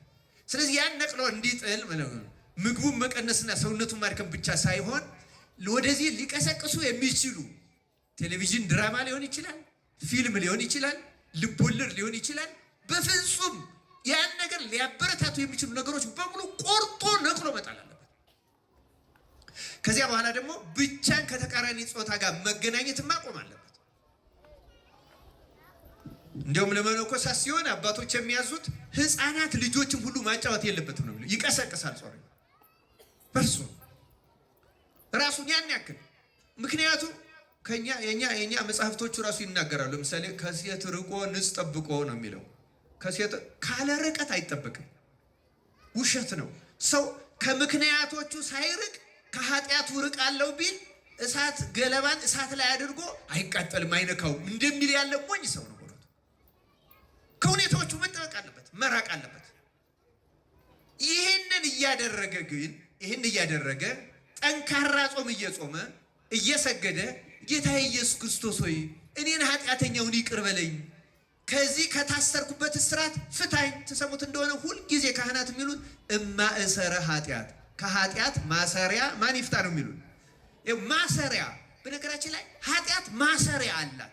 እኛን አስራ የያዘችበት ትብትብ ገመድ አላት። እግዚአብሔር ከዚያ ማሰሪያ ነፃ ያውጣን ክርስቲያኖች። እና አንድ ሰው ሰውነቱን እንደዚህ እየገታ እየጾመ እየጸለየ እየተጋ ክርስቶስን ከዚህ ነፃ አውጣኝ የሚለው ከሆነ በትዕግስት ብቻ ይጠብቀው። መንፈስ ቅዱስ አንድ ቀን ያለ ምንም ጥርጥር ይህንን ኃጢአት ቆርጦ ይጥልለታል። ከዚያ በኋላ ንስሐ ዘማዊውን እንደምን ታደርጋለች ነው የሚባል። ንገሩኝ፣ እንደምን ታደርጋለች? እንደ ድንግል እንላለን አይደለም? ድንግል ታደርገዋለች ማለት ተመልከቱ ክርስቲያኖች፣ የስጋ ድንግልናው ይመለስለታል ማለት አይደለም። ነገር ግን አንድ ሕፃን ልጅ ሩካቤ ምን እንደሆነ አይምሮ እንደማያውቀው ንስሐው እውነተኛ የሆነ ሰው ሩካቤ ምን እንደሆነ እስከማያውቅ ድረስ ህሊናው ይደነገልለታል። ያ ማለት ጉቶው ያ የዝሙት ስሜት ተነቅሎ ወጣ፣ ሻረ ማለት ነው። ያኔ ነው ድል ተነሳ የሚባለው። ከዚያ ውጭ ድል ነሳ ነው ማለት አይቻልም። ክርስቲያኖች እንዲህ አድርገን ድል እንድነሳው ጠላታችን እግዚአብሔር ይርዳል። ይሄ የሚሳካው በምንድን ነው ካላችሁ፣ በትጋት መልሱልኝ። በምንድን ነው የሚሳካው? ገብረ ጉንዳን ከገብረ ጉንዳን ተማሩ ነው የተባለው። አንተ ሰው ወደ ገብረ ጉንዳን ሂድና ከእርሷ ጥበብን ተማር አይደለም የተባለው? ገብረ ጉንዳን ትጉ ናት። ክርስቲያን ትጉ ነው የሚሆነው ስለ ኃጢአቱ። የክርስቲያን ዋናው ትጋት ኃጢአቱን ነቅሎ ለመጣል በቀን በሌሊት በእግዚአብሔር ፊት ማልቀስ፣ በድንግል ማርያም ፊት ማልቀስ። አማልጅኝ። ታውቃላችሁ መቅደስ ውስጥ ገብታችሁ ስታስቀድሱ መቅደስ ውስጥ ያለው ስዕል የማን ስዕል ነው? መንበሩ ላይ ያለው ስዕል የማን ስዕል ነው?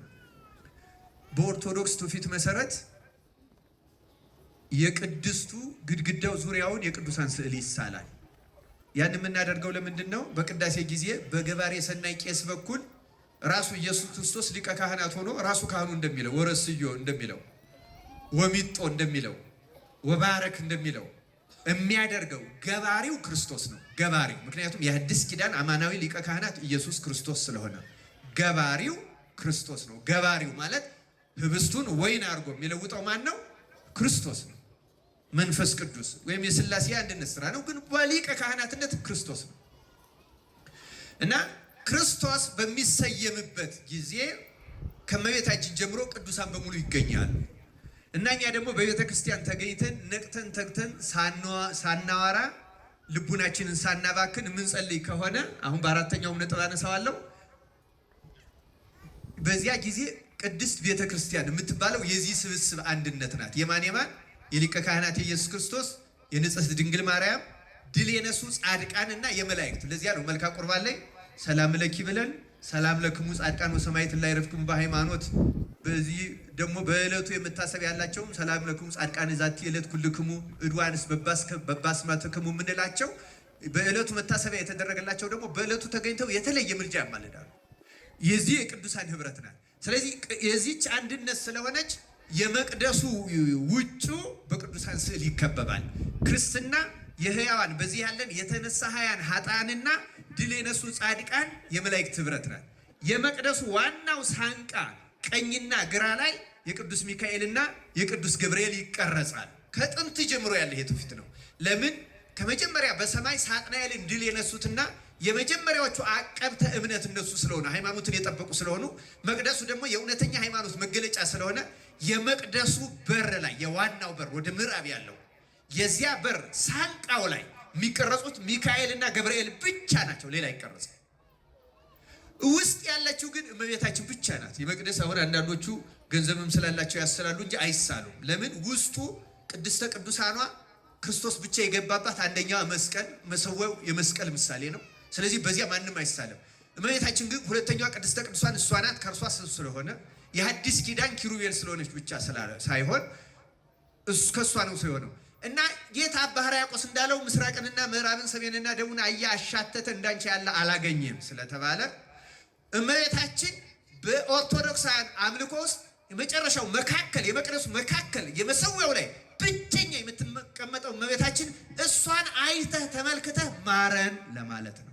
ማንን አይተህ ማረን ለማለት ነው? እሷ እኛ የሚታይ ምንም ነገር የለን፣ ምግባር የለን፣ ሃይማኖታችን ጎደሎ ብዙ ድካም ያለን፣ እሷን አይተህ ግን ማረን። በማንኛውም ጊዜ ክርስቲያኑ እሷን አይተህ ማረን በሉት። እውነቱ እሷን አይቶ ይምረናል።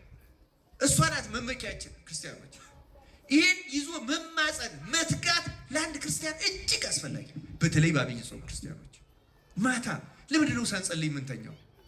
በቴሌቪዥን ናላችሁ ዝውር እንዳለ መከራ እንዳያችሁ በስራ ስትደክሙ ውላችሁ ኑሮ ሲያስጨንቃችሁ ውላችሁ ትንሽ አይምሮን ሰብስቦ ሰው እንዴት ከእግዚአብሔር ጋር ሳይነጋገር ይተኛል? ክርስቲያኖች ትጋት፣ ያለ ትጋት አንድንም ክርስቲያኖች መዳን የምንችለው በትጋት ነው።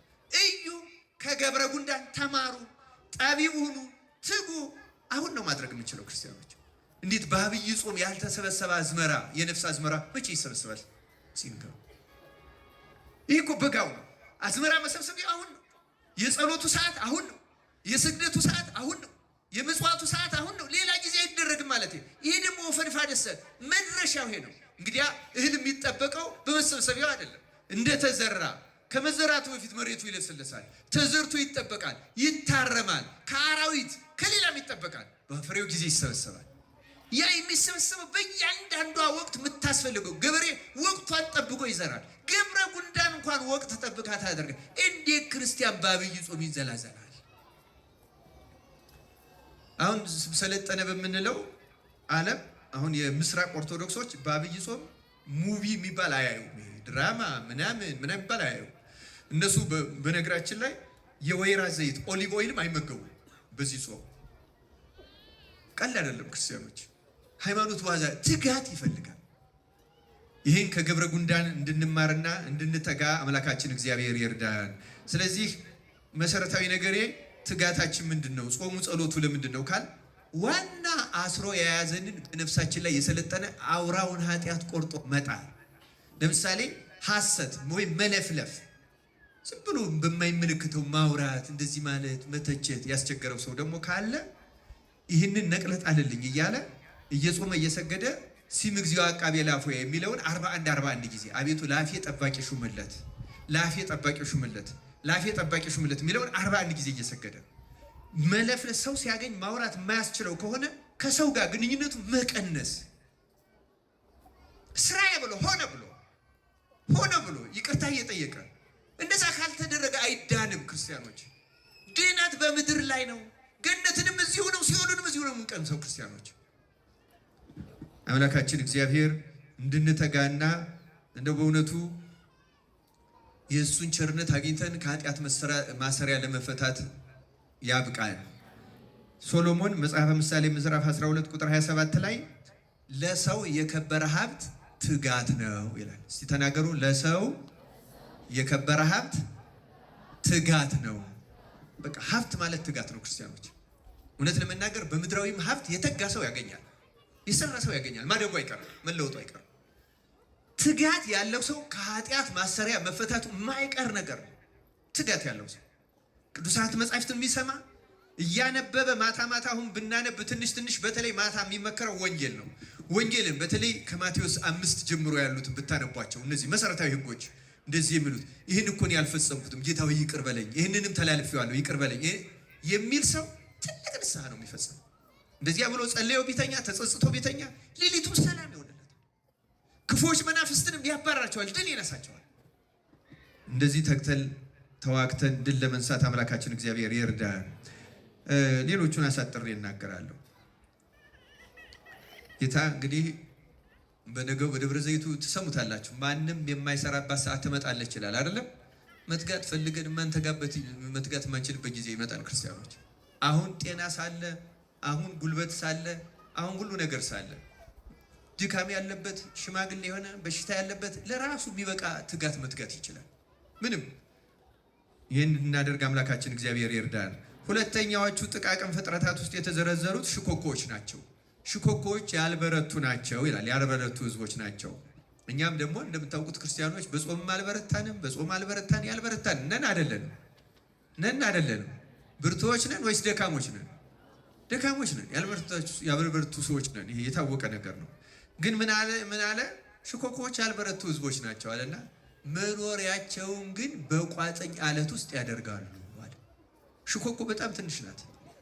ማንኛውም ቀበሮውም ተኩላውም አንበሳው ብቻ አይደለም፣ ይሄ ትንንሹ ሁሉ መጥቶ ይዞ ሊበላት ይችላል። ግን ቋጥኝ አለት ውስጥ ከገባች በኋላ ቋጥኝ አለቱን ሰብሮ ሊደፍራት የሚችል አለ?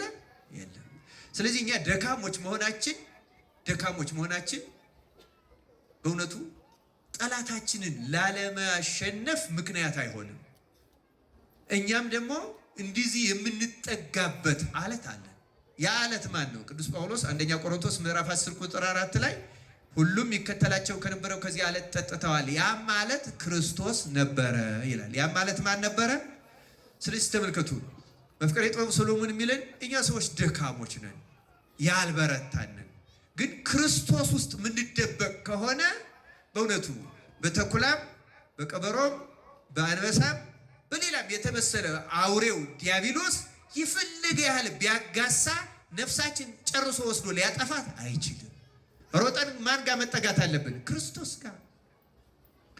የነፍሳችን አማናዊ ሊቀ ካህናት፣ የነፍሳችን መስዋዕት፣ እውነተኛ መዳኛ ጋር አለታችን ክርስቶስ ነው። አለት ስልጣነ ክህነትን ነው። ክርስቲያኖች ስልጣነ ክህነት አለት ነው፣ የማይደፈር አለት ነው። ክርስቲያኖች ጴጥሮስን ጌታ ምንድን ነው? አንተ አለት ነህ፣ በዚች አለት ላይ ቤተክርስቲያንን ምን አደርጋታለሁ? ሰራታለሁ፣ የሲኦል ደጆችም አይችሏትም። አሁን ለካህን ትልቁንም ትንሹንም እንደው መናገር በሚያስፈልግ ጊዜ መናገር የሚያስፈልገው ለምንድን ነው? ሰይጣን እንዳይከሰን ምክንያት ካህን ፈቅዶለታል ይላል ጠባቂው መልአኩ። ይሄ ማለት ኃጢአትን ካህን ይፈቅዳል ማለት አይደለም። እንደው አሁን ጾም ጠዋት መብላት ያለበት ሰው ቢኖር በበሽታ ምክንያት ተፈቅዶለታል በቀኖናው፣ ግን ጽነት ካለበት ይናገረው። ሌላም በጣም የሚያስቸግረን ማድረግ የነበረብን ግን ለምሳሌ አንዳንድ ሰው ሰውነቱም ደህና ሆኖ ጾም የማይችል ሰው አለን አይደለም? እንደዚህ አይነት ሰዎች እርግጥ ጾምን የሚሻለው መልመድ ነው። ምክንያቱም ያለ ጾም የመዳን ተስፋም የለም እውነት ለመናገር። ምክንያቱም መሰረታዊ ኃጢአቶችን ለመንቀል እንደ ጾም ያለ መድኃኒት ስለሌለ፣ ጾም አባቶች እንደሚሉት የዛገ ብረትን ዝገቱን ለማስለቀቅ አንጥረኞች ብረቱን ምን ውስጥ ነው የሚጨምሩት? እሳት ውስጥ ጨምሩታል አይደለም? እሳቱ ማለት ጾም ነው። በነገራችን ላይ በእኛ ውስጥ አሁን ቅድም ያልኳቸው የተጣበቁ ኃጢአቶች ለማስለቀቅ ጾም መሰረታዊ ነገር ነው። ልክ ነፍስ የጋለ ብረት ከዚያ በኋላ በመዶሻ ነካ ሲያረጉት እርግፍ እያለ ዝገቱ እንደሚወድቀው ካህን ያን የጸሎተ ንስሐን ሲደግምልን ይቅር በለን ሲል ኃጢአት እርግፍ እያለ ነው የሚወድቀው። መጾም በጣም መድኃኒት ነው እና ለጥቂት ጊዜ ልንብረከረክ እንችላለን። ግን ጥሩ ለካህን ከተናገርክ ደግሞ ይመራሃል ካህን።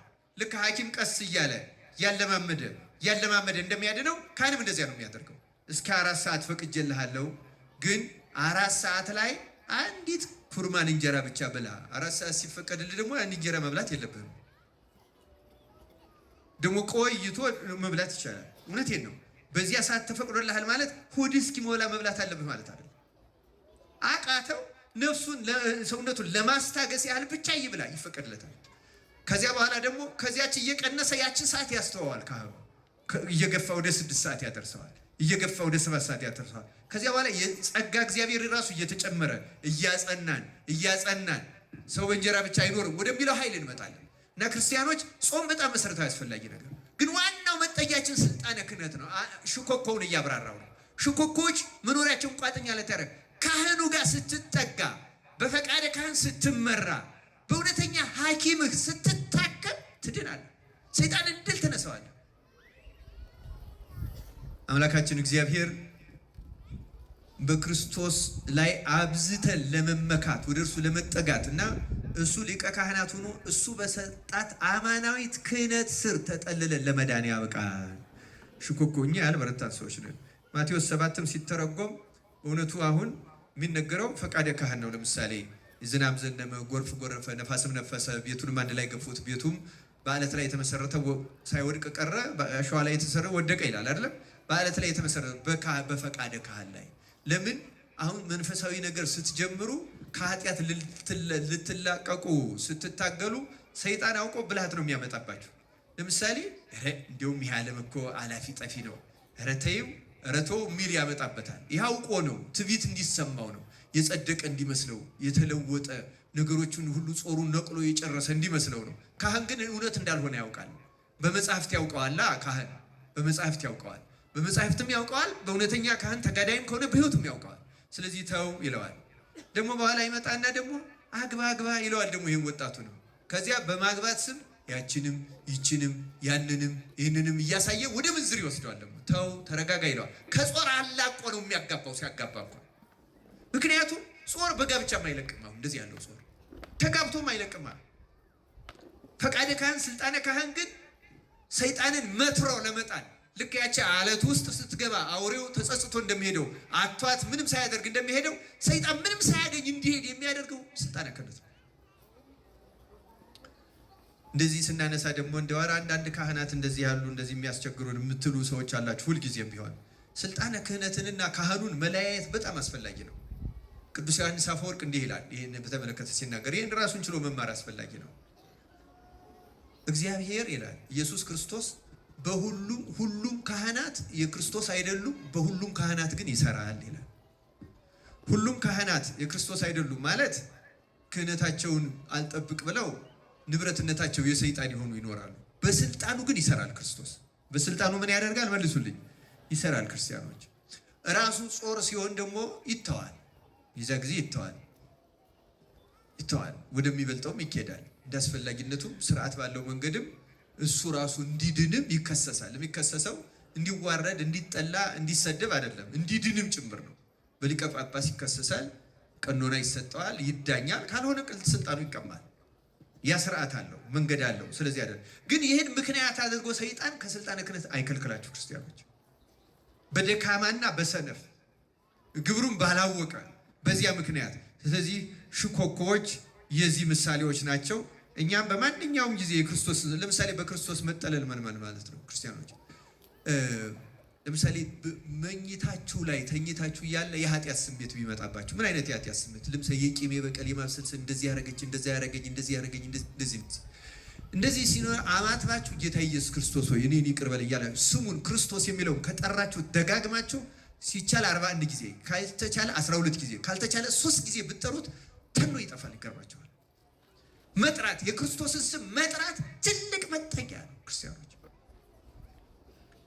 ስራ ቦታ ሆናችሁ ትራንስፖርት ላይ ሆናችሁ ሊሆን ይችላል። በማንኛውም ጊዜ የሚመጣባችሁን ፈተና በልባችሁ ውስጥ የክርስቶስ ስም መጥራት እግዚኦ መሐረነ ክርስቶስ የለመድነው ነገር ነው። ግን በግል አድርጋችሁ እዚህ መጽሐፍ ላይ እንዳለው ቀራጩ እንዳለው ጌታ ኢየሱስ ክርስቶስ ወይ እኔን ኃጢአተኛውን ይቅር በለኝ እንዳለ ደረቱን እየደቃ ይችን የሚል ሰው የክርስቶስ ስም ትምክህት አለት ሆኖት በህሊናው እየተጉላላ ካስቸገረው በሽታ ይፈወሳል። የዝሙት ስሜት ይመጣል። ሌላም የስርቆት ሊሆን ይችላል። እነዚህ የክርስቶስን ስም አምባ፣ መጠጊያ፣ መጠለያ እናደርገው ክርስቲያኖች። ውጊያ ማለት ይሄ ነው። እንዲህ ስናደርግ ፈተናችንን እያቀለል ነው፣ ድል እየነሳን ከዛ በኋላ መቼስ አንዳንድ አቅም የሌለው ሰው አንድ ነገር ሲሆን ወንድሙን ወይ አባቱን እንደሚጠራው ማለት ነው አይደለም? እኛ በማንኛውም ጊዜ የምንጠራው ማን ነው? ንገሩኝ። ማን ነው የሚመካ? ቢኖር በማን ይመካ? ክርስቶስን። የእግዚአብሔርን ስም መጥራት፣ እግዚአብሔርን ስም መጥራት አለት ነው፣ አምባ ነው። ለዚህ ነው ዳዊት አምባዬ አለቴ የሚለው። እግዚአብሔር ለዚያ ነው ማሸነፊያው ነው፣ አይደፈርም። ሶስተኛዎቹ አንበጣዎች ናቸው። አንበጣዎች ንጉሥ የላቸው፣ ሁሉም ግን በመልካም ስርዓት ይጓዛሉ ይላል። ሁሉም ምን ያደርጋሉ? እኛም ክርስቲያኖች የሚያስፈልግን ይህን ስርዓት ነው። በእውነት በኢትዮጵያ ቤተክርስቲያን በተለይ በከተማ ባሉት አብያተ መቃድስ በአሁኑ ዘመን ስርዓት ጠፍቷል። በእውነቱ ተበላሽቷል። ቤተ መቅደስ አሁን በቀን ጊዜ ተገኝቶ መጸለይም አይቻልም። ቤተክርስቲያን የሚመጣ ሰው ቢኖር የራሱን የሚችለውን ካደረገ በኋላ አንዱ ቦታ ቁጭ ብሎ ስልክ ማውራት ነው። የሚያስቅ ከሆነ ይስቃል፣ የሚያናድድ ከሆነ ይጮሃል፣ ይበሳጫል፣ እንደገጠመው ነገር ይናገራል። ቤተክርስቲያን የጸሎት ቤት ናት። ክርስቲያኖች የወሬ ቤት አይደለችም። ከዚህ ጀምሮ እናስተካክለው። እኛ ብንስተካከል እግዚአብሔር ገጸ ምሕረቱን ይመልስልናል። ክርስቲያኖች ምናየው መቅሰፍት በሀገራችን የአብያተ ክርስቲያናት መቃጠል፣ የክርስቲያኖች መታረድ አያሳዝናችሁም? በየዕለቱ ያለው ይህ እኮ ያለ ጥርጥር የኃጢአታችን ውጤት ነው። ክርስቲያኖች እንስተካከል፣ እንታረም። አንበጣን ያህል የዚህ ተራ ፍጥረት ንጉሥ ሳይኖረው፣ 10 አለቃ ሳይኖረው፣ 100 አለቃ፣ 10 አለቃ ወይም ኮሎኔል ጄኔራል ሳይኖረው በመልካም ስርዓት እንዴት መጓዝ ይቻላል? ሰውን ያህል ፍጥረት የመላእክት ወንድም ሆኖ ተፈጥሮ መጻሕፍት ተጽፈውለት፣ ነቢያት አስተምረውት፣ ሐዋርያት አስተምረውት፣ ሊቃውንት ተርጉመውለት፣ ቅዱሳን ስራ ሰርተውለት፣ በየዘመኑ ያሉ ካህናት መምህራን እየነገሩት ሰው እንዴት ከስርዓት ይወጣል? በእውነቱ አሁን በቤተ መቅደስም ብዙ የምናጓድለው አለ።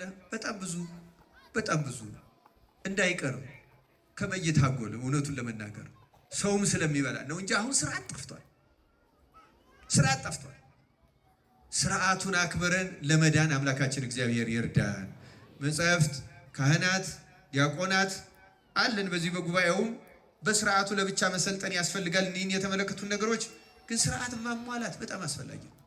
አሁን ይቀርመኛል። አሁን ገና ቅዳሴ ስንገባ ሃሌሉያ እመቦ ብእሲ ምንድን ነው የምንለው? መጻሕፍትን ቃል ሲነበቡ የማይሰማ ቢኖር፣ በቅዳሴ ጊዜ የሚቀመጥ በቅድመ እግዚአብሔር በንጉሥ መቆሙን አቅልሎ የሚቀመጥ ቢኖር፣ እንዲህ ያለ ቢኖር ምንድን ነው የምንለው? ይሰደድም ቤተክርስቲያን ነው አይደለም? እና በአብጥሊስ እንደተባለው ሐዋርያት በአብጥሊስ እንዳሉን ይሰደድ እንላለን። ግን መጀመሪያ ካህን ነው የሚሽረው ይሄንን። ምክንያቱም ንባቡ ራሱ አይነበብም አግባቡ።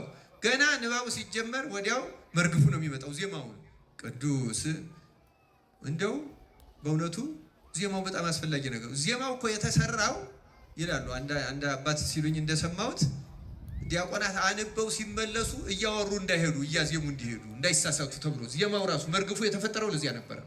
ሌላ ነገር እንዳይናገሩ ማለት በቅዳሴ ጊዜ እንጂ ንባቡን ለማስቀረት አይደለም። ምክንያቱም ንባቡ ራሱ የምንቀደስበት የመጽሐፍት ምስጢር የሚታደለው በቅዳሴ ምንባብ ነው። እንዲያውም ዜና አበው ላይ ምን ይላል?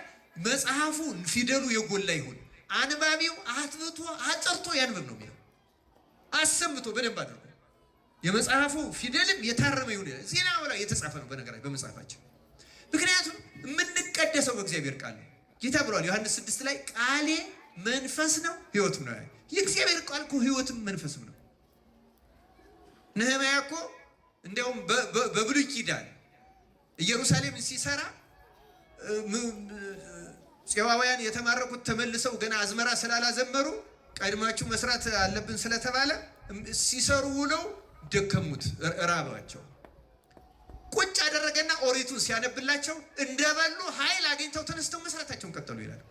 ለሚያምን ኦሪት እንኳን የእንጀራ ያህል ጉልበት ተሰጠ ነበር። እንኳን ወንጌል የክርስቶስ ቃል ክርስቲያን እንኳን የአዲስ አበባ መስማት መጠንቀቅ።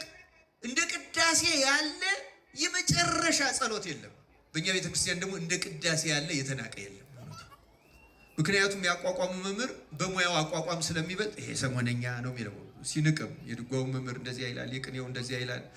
ተሸፋፍኖ ደክሞ ሌሊቱን ሲቆም አድሮ ሲደክም አድሮ ተጎድቶ ይሄዳል። እውነት ለመናገር ባለመማር ባለማወቅ ምክንያት ከክርስቶስ ጋር እንዴት ሰው ይወጣል? አሁን የኛ የመጻሕፍት መምህራን በውዳሴ ማርያም በሐሙስ ውዳሴ ማርያም ትርጓሜ ላይ ያስገቡት የነዚህ ሳያስቀድሱ የሚወጡትን አገልጋዮች ማለት ነው። ከሌሊቱ ከቁመቱ ቀንሰው ቅዳሴው የሚጨርስ ድካም አለ፣ የታወቀ ነገር ነው። የመርጌቶቹ ድካም ቀላል አይደለም።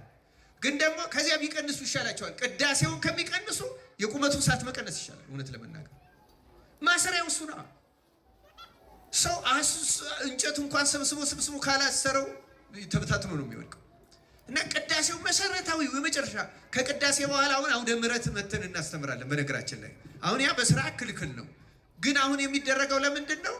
ሰው ሌላ ጊዜ መጥቶ ስለማይማር ማለት ነው እንጂ ስርዓቱ ዋዜማ የሚባለው የኛ የቅዱስ ያሬድ መቼም ከፍ ያለ ዜማ እግዚአብሔር ገልጾለት በዚህ አድርገን ነው እንጂ አሁን ግብጾችም ሌሎችም ያደርጉታል። ዋዜማ ማለት አሁን ለእሑድ በእኛ ሀገር እንግዲህ አፄ ዘርዓ ያዕቆብ ብቻ ይመስለኛል የሞከረው። ህዝብ ተሰብስቦ ማታ ቁጭ ብሎ መማር አለበት። በኢትዮጵያ ግን እንዳሁኑ ከተማ ስላልነበረ ገጠርም ስለሆነ ወንዞችም ስላሉ ተሰብስቦ መጥቶ ተምሮ አምሽቶ ሄዶ ሊመጣ አይችልም ሰው በእውነቱ። ያም ነው አንዱ የበደለው እንጂ ዋዜማ ማለት ምዕመናን ይገኛሉ፣ ጸሎት ይጸለያል በደንብ። አሁን ማህሌትም ባይቆም ልክ እንደ ተፈስዮ ማርያም እንደ መልካ ስዕል እንደ ምናምን ያለው ጸሎት ማታ ነው የሚጨርሱት። አሁን ግብጾች እስከ ምሽቱ አረሳን ነው የሚጨርሱት። ከዚያ በኋላ አይበላም። እውነቱን ለመናገር በጊዜ ይቀመሳል። ለቁርባን ነው የሚዘጋጁት። እሁድ በነቀደም ብሎ ይመጣል፣ ቅዳሴ ይቀደሳል፣ ይቆርባል። ክርስቶስ ተሰይሟል። ክርስቶስ ከተሰየመ እሱ ሊቀ ካህናት ሆኖ ምስጢራትን ከለወጠ ከዚያ በኋላ ትምህርት የለም። ወንጌል ላይ የታዘዘች ናት በስርዓት እሷም ከምንባባቱ በኋላ። ምክንያቱም ምንባባቱ ለማንጻት ነው የሚነበቡ፣ ቆራቢዎቹንም ለማዘጋጀት ነው። አጠቃሎ ወደ ቁርባን የሚያዘጋጅ አጭር ትምህርት ሰጥቶ አንጽቶ አጥቦ ማተም ማለት ነው በስጋው። ከስጋው ወደ በኋላ ምንም የለም። አሁን እኛ ስርዓት ጣሳችሁ ላለመባል አርንኑን እናዘገያታለን እንጂ ስርዓት አይደለም። ትምህርት በዋዜማ ነው ማለቅ ያለበት። እኛ ስርዓት ብናውቅ ማለት ነው።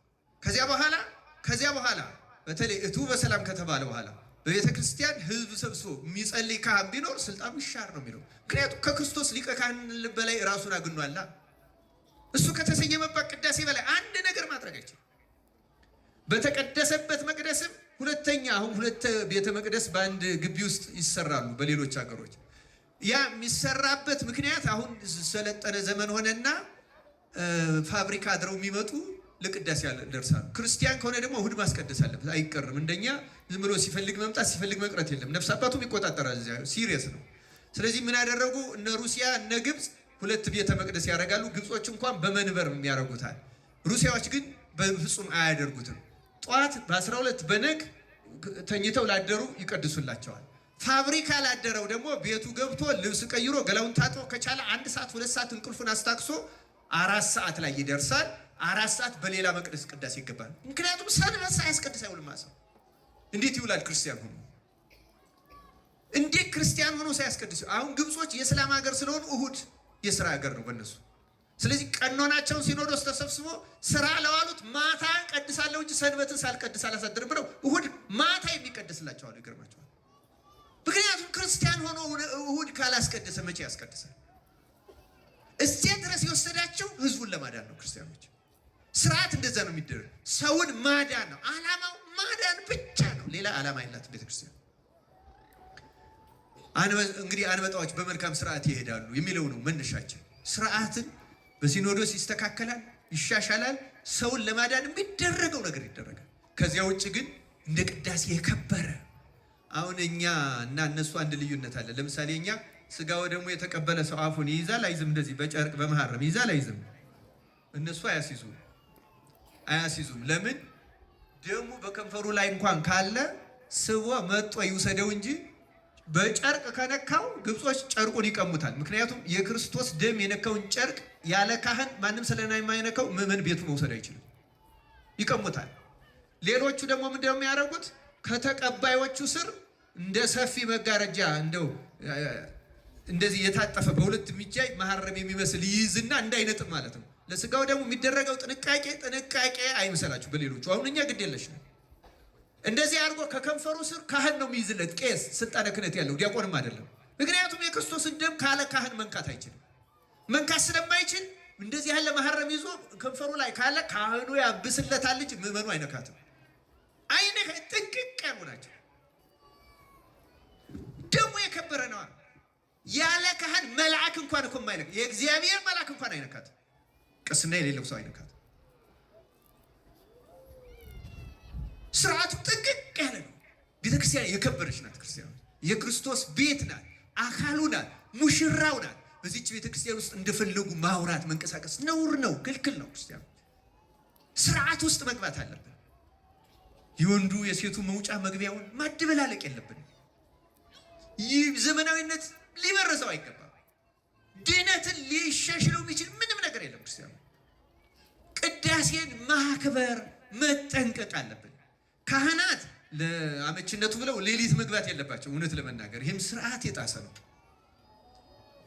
ቆራቢ ከበዛ በ2 በ3 መንበር መቀደስ፣ 6 7 ካህን ማሰለፍ፣ ካልሆነም ደግሞ ወየው ቆርቦልን ነው ቆመንስ ብንውል ምነው ቆመን በዋል ቆራቢው በዝቶ ያደለው። እንደ ዜና ማርቆስ ፀሐይ አቆሞ ያቆርብ ነበር። በእውነቱ ፀሐይን ኢያሱ በገባው ነው። ዜና ማርቆስ ገርለኛው እነዚህ ሞረት ሸዋ ፀሐይን ገዝተው አቆርበዋል።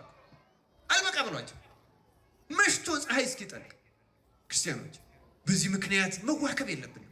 ከቅዳሴ የሚበልጥ ሌላውን ግን ማሳጠርና ማስተካከል ይቻላል። መርጌቶቹ መመካከር፣ በዚህ ሰዓት እንቆመው፣ ይሄንን በለው። ምክንያቱም ዋናው እግዚአብሔር ብዛቱን አይደለም የሚሰማው፣ ጥራቱን ነው፣ ንጽህናውን ነው የሚሰማው። እውነቱን ለመናገር አስተካክሎ ማድረግ ይቻላል። በእውነቱ ቅዳሴው ላይ ግን ድርድር መኖር የለበትም። እሱ ነው የሚሰየምበት። ምናፍረው እኛ ነን፣ ምንቀጣው እኛ ነን። ፍርድም በደብተራ በድንኳን ከካህናት የሚጀምረው በዚህ ምክንያት ነው፣ በምስጢራት ምክንያት ነው ከካህናት የሚጀምረው ፍርድ። ስርዓት ያስፈልጋል። ክርስቲያኖች ስርዓት ጠብቀን ለመኖር ያብቃን። ስለዚህ ከአንበጣዎች ማነስ የለብንም። የመጨረሻዎቿ እንሽላሊት ናት። እንሽላሊት በእጅ ትያዛለች፣ በነገስታት ግቢ ግን ትኖራለች ይችላል። በማን ግቢ ትኖራለች? አቡሊዲስ የተባለ የቤተክርስቲያን ሊቅ በነገስታት ነው ያለ፣ በንጉስ አይደለም። ነገስታት ያላቸው ስላሴን ነው። ነፍስ እንደ እንሽላሊት ደካማ ናት፣ ሰይጣን ሊጨብጣት ይችላል። እውነተኛ ክርስቲያን ሆና በንጽህና ተግታ ኖራ በእውነቱ በተለይ በቅዳሴ ተመስጣ የምታስቀድስ ከሆነ ግን ወደ ስላሴ ግቢ ትገባለች ይላል። ወደ ስላሴ ግቢ ለመግባት ያብቃል። እንደ አጋጣሚ እናንተ አጥቢያ ቤተክርስቲያናቸው የማን ነው? እዚህ መሪ ስላሴ እዚህ ግቢ ውስጥ መግባት ማለት አይደለም። ክርስቲያኖች የስላሴ ግቢ የምትባለው ማናት? ቅድም ያነሳዋት አማናዊት ቤተክርስቲያን ናት። እሷ ማናት? እዚህ ከቅዳሴው አንድ ቃል ላሰማችሁማ፣ መግቢያው ላይ ያለውን ትሰማላችሁ ክርስቲያኖች። ብዙ ቦታ በአማርኛ ስለማይነበብ ምዕመናን አይሰሙትም። ግን በአማርኛ ቢነበብ እማጸናለሁ በእውነቱ በየቦታው ካህናት ቢሰሙት ማለት ነው። ይሄ እንደ ጸሎተ ንስሐው ማለት ነው። እንዲህ ይላል። ለምሳሌ ይሄ የቅዳሴው መግቢያ ሁለተኛው ምዕራፍ የባስልዮስ ስርዓት ላይ ለቄስና ለዲያቆን ለሕዝቡም ሁሉ የሚገባ በየጊዜው ሁሉ ሊሰሩት የሚገባ የቅዳሴ ስርዓት ይህ ነው። እንደ አባቶቻችን ስርዓት ቄስም ቢሆን ዲያቆንም ቢሆን በቅዳሴ ጊዜ መጀመሪያ ይህን ቃል በግድ ያንብብ። በምን ያንብብ? በግድ ከቅዱስ ምስጢር የሚቀበሉትም ሁሉ በማስተዋል ይህን ይስሙ፣ በማስተዋል ይስሙ። እንዲህም ይበል ይላል፣ ወንድሜ ሆይ ኃጢአትህን እያሰብክ በዚህ ልቡና ኑር፣ ይቅርታንም ታገኝ ዘንድ ስርየትን ለምን። ስለ አንተም ስለ እነሱም ንጹሕ የሚሆን መስዋዕቱን በሚያቀርቡበትና በሚያሳርጉበት ጊዜ ከቤተ ክርስቲያን ሳትወጣ ስለ አንተ የሚያቀርብና የሚጸልይ ካህኑን አትተወው። ከሚያስወጡት ካልተጠመቀው ጋር አብረህ እንዳትሄድ በቤተ ክርስቲያን ኑር እንጂ። የካህኑንም ቃሉን አድምጥ። ስለ አንተ ስለ ኃጥአንም ሁሉ የሚለምነውን ስርየት ስማው፣ አምላካቸው ይቅር ይላቸው ዘንድ። አንተ ሰው ይላል የኃጢአት ስርየትን ልታገኝ ከወደድክ ከቤተ ክርስቲያን ለምን ትወጣለህ? ሌላው አንገቱን ዝቅ አድርጎ ስለ አንተ ምሕረትን ይለምናል። አንተስ ለምን ስራ ፈት ትሆናለህ? በዚህ ጊዜ በልቡና ከአንዱ ሀገር ወደ አንዱ ሀገር ትመላለሳለህ። መርዓዊ ሰማያዊ በሚሆን በክርስቶስ ማህተም የታተምክ ስትሆን፣ ነገር ግን ይላል፣ አድምጡ ክርስቲያኖች፣ ይሄ መጨረሻዋል። ነገር ግን ቤተ ክርስቲያን ወደ ውጭ ታወጣሃለች፣ ለዘላለሙ ወደ እርሷ እንዳትገባ ደጆቿን ትዘጋባሃለች፣ ባዕድ በመካከሏ አይገኝምና ይላል። በዚህ ከመቀጣት አምላካችን እግዚአብሔር ያደነ። ቤተ ክርስቲያን ያልኳችሁ ቅድም ያልኳችሁ ሥላሴ ያሉ ክርስቶስ ሊቀ ካህናት ሆኖ ይሰየማል። እመቤታችን አለች፣ ጻድቃን፣ ሰማዕታት፣ ነቢያት፣ ሐዋርያት፣ ቅዱሳን መላእክት አሉ። መላእክትንም ሰራዊተ መላእክቱ ለመድኃኔዓለም ይቀውሙ ቅድሜው እንላለን አይደለም? ከበውታል አሉ። ከዚያ እዚህች ኅብረት ውስጥ በንስሐ ልቡናቸውን ስብር ያደረጉ ከዚህ ከአስቀዳሾቹ መካከል እውነተኛ ተነሳሃያን ኃጥአንን መንፈስ ቅዱስ ይጨምራቸዋል። ስማችሁን ያዙ። ተነሳሃያን ኃጥአን በሉ እስቲ ተናገሩ። ኃጢአተኞች ሁለት አይነት ነን። ንስሐ የሚገባና ንስሐ የማይገባ። ንስሐ የሚገባ ማለት በካህኑ ጋር በየሆነ ጊዜ እየሄደ የሚናገር ማለት ብቻ አይደለም። ዘወትር ኃጢአተኛ ነኝ ብሎ በእግዚአብሔር ፊት በኃጢአተኝነት ታምኖ የሚኖር ማለት ነው። በሊቃውንት አነጋገር ተአምኖ ኃጣው ይባላል።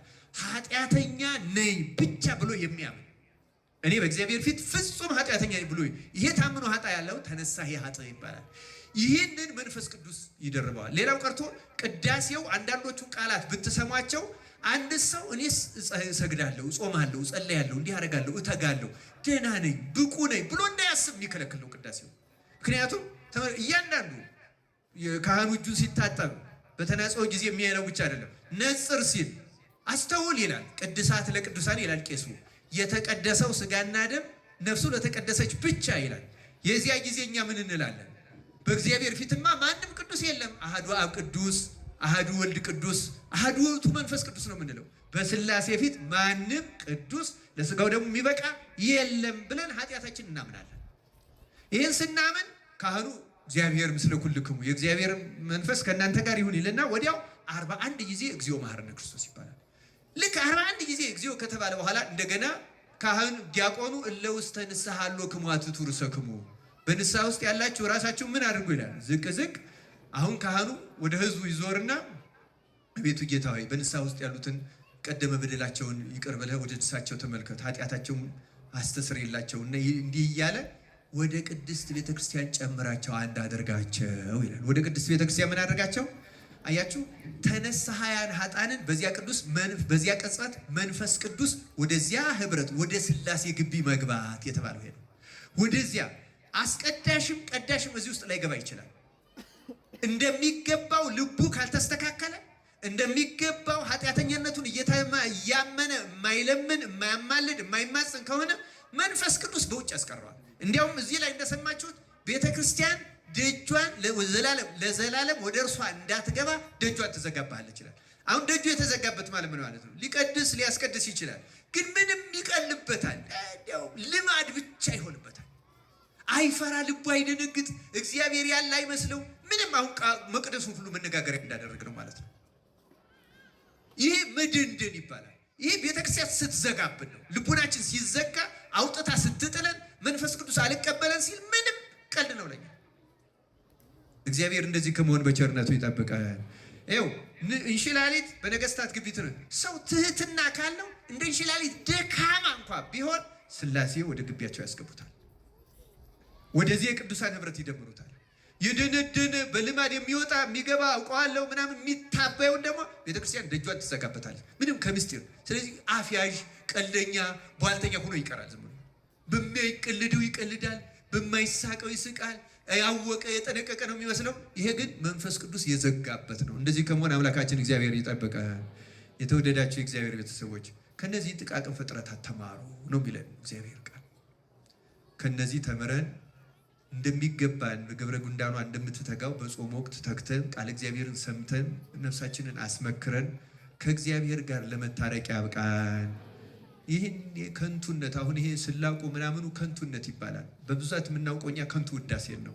ቅድም ከዘረዘርኳቸው ዋና ኃጢአቶች አንዱ ከንቱነት ነው። ከንቱነት የመለፍለፍ፣ የመሳቅ፣ የሚያፌዝ ይሄ ከንቱነት ይባላል። ልክ እንደ ዝሙት እኩል የሚያረክስ ኃጢአት ነው። ክርስቲያኖች የፌዘኝነት በአሁኑ ጊዜ በእኛ እንዲያውም አሁንማ ፌዘኛን ፈሊጠኛ ሁሉ የሚል ስም ሰጥተውታል። በግዕዝ ፈለጠ ማለት ለየ ማለት ነው። ፈሊጥ ማለት ጽድቅና ኃጢአት ክፉና በጎ ለመለየት መንፈስ ቅዱስ ጸጋ የሰጠው ሰው ነው እንጂ ፈሊጥ ላይ ደርሷል የሚባለው ማንም ሰው አነጋገር ስላራቀቀ ፈሊጠኛ ይባላል። እሱ አፍያዥ ነው የሚባለው። በጣም ትልቅ ጸጋ ነው ለፈሊጥ የበቃ ይላል መጽሐፍ ቅዱስ። ለፈሊጥ የበቃ ማለት ለጸጋ መንፈስ ቅዱስ የበቃ ብቻ ነው። ፈሊጥ ማለት እኮ ርኩስ መንፈስና ቅዱስ መንፈስን ይለያል። ለስጋው ደግሞ የበቃውንና ያልበቃውን ይለያል። ፈለጠ እኮ ለየ ነው፣ ለመለየት የበቃ የሚደረገው እና ይደረገው ለማወቅ ለመለየት የበቃ እንጂ በውር ድንብሱ የሚሄድና ዝም ብሎ ነገር እያራቀቀ ሰው ሲያስቅ የሚውል ፈሊጠኛ አይደለም። እሱ ከንቱነት ከሚባለው ከስምንቱ ዋና ዋና ኃጢአቶች አንዱ የሰለጠነበት በዚያ መንፈስ የታሰረ ነው። አምላካችን እግዚአብሔር ከእንደዚህ ያለው ደዌ ይፈውሰን፣ ይቆየን። ወስብሐት ለእግዚአብሔር።